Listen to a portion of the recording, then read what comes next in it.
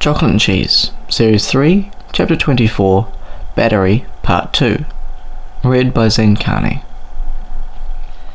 Right, that ought to do it, said Bob, as he rolled out from underneath the Volkswagen, having just installed the new battery. Let's give it a go, said Lars, as he climbed into the driver's seat and inserted the keys.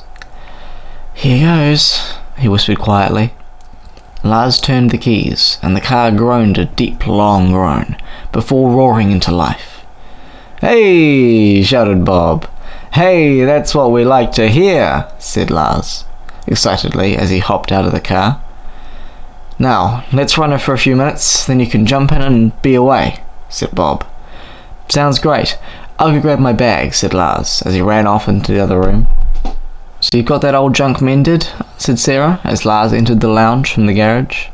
Yep, I think I'll be off soon, said Lars, grabbing his bag and tucking it under his arm.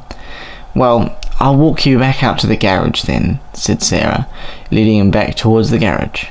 As Lars and Sarah entered the garage, they were met with the sight of Bob dusting off the car. Right, you ready to head off, Lars? Asked Bob. Yep, I think so, said Lars, as he threw his bag onto the passenger's seat. Well, I guess that's everything. Oh, I nearly forgot. There's some money in the car for gas, and I think there's a sandwich in your bag that your aunt made while we were out, finished Bob. Well, I guess this is it, said Lars. I guess so, replied Sarah.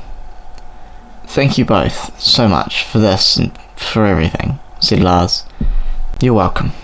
We're just sorry we weren't there for you, said Bob. And so we wanted to make it up to you with this, continued Sarah. Thank you, said Lars, as he walked around to the driver's seat. Oh, one more thing. When do you want the car back? He asked. We don't. It's yours, said Bob. What? Asked Lars. The car's yours, said Sarah. Seriously? Questioned Lars. Bob and Sarah nodded their heads, as Lars ran back towards them and embraced them in a hug. Thank you. I love you, said Lars. We love you too, Lars, said Sarah. Lars released from the hug and walked back to the driver's seat. He climbed into the car and slowly began on his way, giving his uncle and aunt a small toot as he left the driveway. As he began down Park Road, he looked back for them in the rear-view mirror, watching as his uncle and aunt slowly became smaller and smaller. Goodbye, Wellington. Hello, Topor, he said, as he looked again at the road with determination in his eyes.